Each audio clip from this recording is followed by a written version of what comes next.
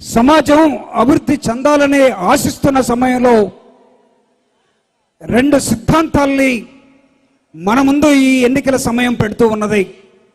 ఒక సిద్ధాంతం 76 ఏళ్లుగా అట్టడుగు నెట్టబడి పాతాళ లోకానికి తొక్కబడినటువంటి ఆ వర్గాల్ని పైకి తీసుకురావటం కోసం పైకి భూమిని తన్నుకొని ఉమ్మికొచ్చినటువంటి, అవసరమైతే హిమాలయ పర్వతాల లాంటి కాంగ్రెస్ పార్టీని కూడా కాదనుకొని తన పార్టీని నిర్మించి ఈ రాష్ట్రంలో 9 సంవత్సరాలు పాదయాత్ర చేసి, నా పాదయాత్ర, నా ప్రతి అడుగు ఈ రాష్ట్రంలో పేదల పక్షానే అని చెప్పి నిలబడినటువంటి జగనన్న సిద్ధాంతం ఒకవైపు, అవసరమైతే ఈ మంగళగిరిలో ప్రతి ఇంటిని కొనగలను, ప్రతి వ్యక్తిని కొనగలను, నా దగ్గర అంత డబ్బు ఉందని చెప్పే తెలుగుదేశం సిద్ధాంతం ఒకవైపు, ఈ రెండుటి మధ్య ఒక పేదవాడిగా, ఒక గంజి మాత్రమే తాగి బతుకుతున్నటువంటి ఒక వ్యక్తిగా ఇదిగో ఈ రణరంగంలో మన ముందు నిలిపినటువంటి జగనన్న చిరంజీవి మీకు కావాలా? చిరంజీవిని ఎన్నుకునే చిరంజీవులుగా మీరు మాట్లాడతారా? లేకపోతే ఇదిగో ఒక దుర్మార్గమైన ఆలోచన పెత్తందారుల పక్షాన నిలబడి ఈ రాష్ట్రం ఏమైపోయినా పర్వాలేదు, మా పందాలు మాత్రమే గెలవాలి, నేను ఎక్కడ ఓడిపోయానో అక్కడ మాత్రమే గెలవాలని ప్రతి ఇంటిని నేను కొంటున్నాను, ప్రతి ఇంటికి ఏం కావాలో అన్ని సరఫరా చేస్తున్నానంటే, ఓ లోకేష్, ఏమన్నా మంగళగిరిలో దొరికే చీరలు అనుకున్నావా కొనుక్కొని పోవటానికి?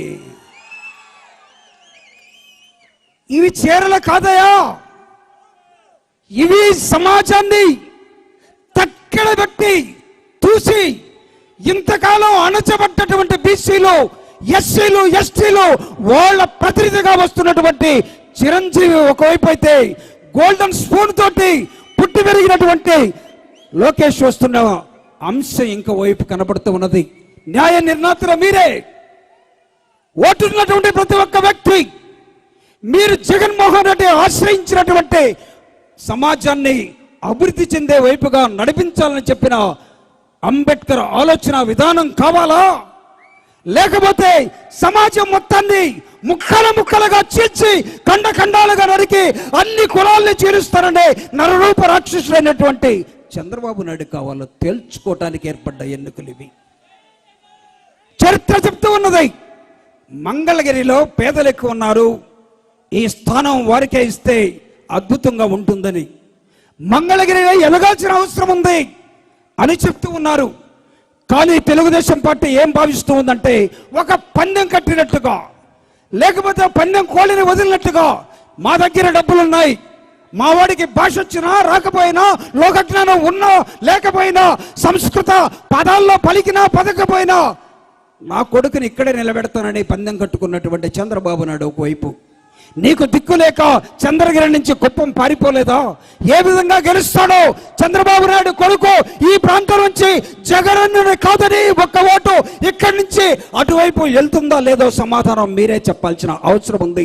ఇదిగో చిరంజీవి వైపు, జగనన్న వైపు మేము నిలబడతానే వాళ్ళు గట్టిగా చేతులెత్తి అందరూ కూడా చప్పట్లు కొట్టి జగనన్నకి నిలబడేట్టుగా చేయాల్సిన అవసరం, ఆవశ్యకత ఈ రోజు ఉంది. ఎందుకు చెప్తున్నానంటే, రెండు సిద్ధాంతాల మధ్య కమ్యూనిస్టులు పుట్టినటువంటి ప్రాంతం ఇది, అనేకమైన ఉద్యమాలకి పురుడు పోసినటువంటి ప్రాంతం ఇది. ఈ రాష్ట్రంలో కానీ ఈ దేశంలో కానీ అనేకమైన ఉద్యమాలు పుట్టినటువంటి గడ్డ నుంచి ఈరోజు ఈ బిడ్డ నిలబడ్డాడు మీ ముందు, అడుగుతూ ఉన్నాడు, ప్రాధేయపడుతూ ఉన్నాడు. జగనన్న ఒక అవకాశం ఇచ్చాడు, అవకాశాన్ని నీరు కార్చకుండా, అమ్ముడు పోకుండా మీరందరూ కూడా నిలబెట్టాల్సిన అవసరం ఉంది.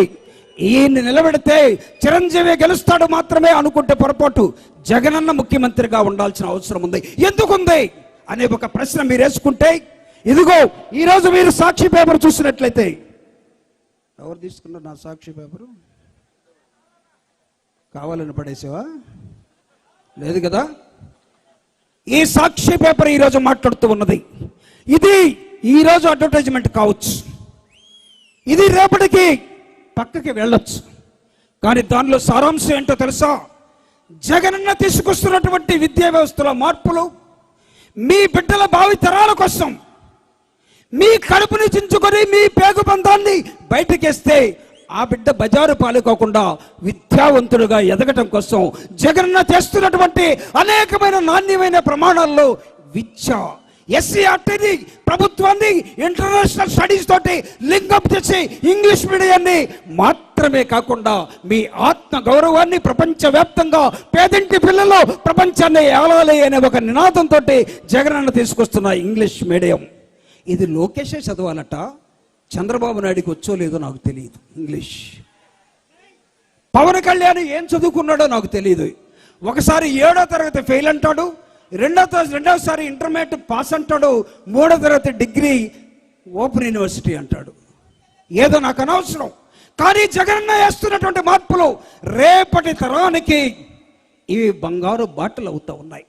ప్రపంచంలో ఉన్నటువంటి IB అనే ఒక సంస్థను తీసుకొచ్చి SCRTకి ఇక్కడ ముడిపెట్టి విద్యా సంస్థలు కథం తొక్కబోతా ఉన్నాయి. ఈ రోజు నుంచి రేపటి నాడు ఇప్పుడు ప్రారంభించినటువంటి జగనన్న పొరపాటులో ఎవరైనా మనలో తప్పు చేస్తే రేపు జగనన్నని మనం నిలబెట్టుకోకపోతే చంద్రబాబు నాయుడు ఇంగ్లీష్ మీడియాన్ని కోకట వేలుతోటి తొలగించి, పేదవాడు చదువుకునేది ఇంగ్లీష్ మీడియమా? మీరు ఇంగ్లీష్ మీడియం చదువుకుంటే మా ఇళ్లలో పనిచేసేవాడు ఎవడు? మీరు ఇంగ్లీష్ మీడియం చదువుకుంటే మా పొలాల్లో పనిచేసేవాడు ఎవడు? మీరు ఇంగ్లీష్ మీడియం చదువుకుంటే మా ఇళ్లలో అంట్లు తోమేవాడు ఎవడు అని చంద్రబాబు నాయుడు ఒక ఆలోచన. ఈ పిల్లల అంట్లు తోమటానికి లేదు, ఈ పిల్లలు బట్టల షాపుల్లో పనిచేయడానికి లేదు, ఈ పిల్లల అమ్మతోటి పొలం పోవడానికి లేదు, ఈ పిల్లలు కూడా బడికి మాత్రమే పోవాలని ఒక రణ నినాదాన్ని తీసుకొస్తున్న జగనన్నని, ఆయన సిద్ధాంతాన్ని మన పిల్లల భవిష్యత్తు కోసం వాడగలిగితే ఇదిగో మేమంతా జగనన్నతోటి ఉంటామనే ఒక రణ నినాదాన్ని జై జగన్ అని మీరందరూ కూడా 2 చేతులెత్తి ఇవ్వగలిగితే, జై జగన్, జై జగన్, ఈ రణ నినాదం ఒక మార్పుకి దారి తీయాలి. ఈ రణ నినాదం రేపటి ఉదయానికి అంకురార్పణ కావాలి. సూర్యుడు అనుకుంటాడు, సూర్యుడు చూసి చాలా మంది అనుకుంటాడు పొద్దు వాలిపోయింది, పొద్దు కూకింది అనుకుంటాం. కానీ నువ్వు నిద్రలేసే లోపలే పొద్దు లేస్తూ పైకి వస్తుంది, అది సూర్యోదయం. జగన్ని ఎవరైనా సరే జగనన్న పని అయిపోయిందని భావిస్తే తెల్లారి లేసేసరికి నీ ఎదురుగా ఉదయించే సూర్యుడిలా కనపడుతూ ఉంటాడు. ఈ సిద్ధాంతాల మధ్య, ఈ అభిప్రాయాల మధ్య రాబోయే కాలంలో ఈ రాష్ట్రంలో జరుగుతున్నటువంటి యుద్ధానికి మీరు సిద్ధమా? ఈ యుద్ధానికి మీరు సిద్ధమా? అయితే చిరంజీవి అనే వ్యక్తిని మీరందరూ కూడా గెలిపించాలని, చిరంజీవి వ్యక్తిని జగనన్న మనిషిగా చూసి, చిరంజీవి వ్యక్తిని ఇదిగో విజయసాయి రెడ్డి గారు తీసుకొచ్చి మీ అందరికీ పరిచయం చేస్తున్న ఒక వ్యక్తిగా భావించి ఈయన గెలుపు కోసం మనందరం శ్రమించి ఆయన్ని అసెంబ్లీలో పంపడం కోసం, తద్వారా మీ ప్రాంత సమస్యలన్నిటి కూడా ఈయన అనేకమైనటువంటి సమాధానాలు తీసుకొచ్చే వ్యక్తిగా ఉంచాలని కోరుకుంటూ, జగనన్న ఆలోచన విధానం వర్ధిల్లాలి. ఏమిటి ఆయన ఆలోచన విధానం? ఈ రాష్ట్రంలో చంద్రబాబు నాయుడు ఆలోచన విధానం ఏంటి?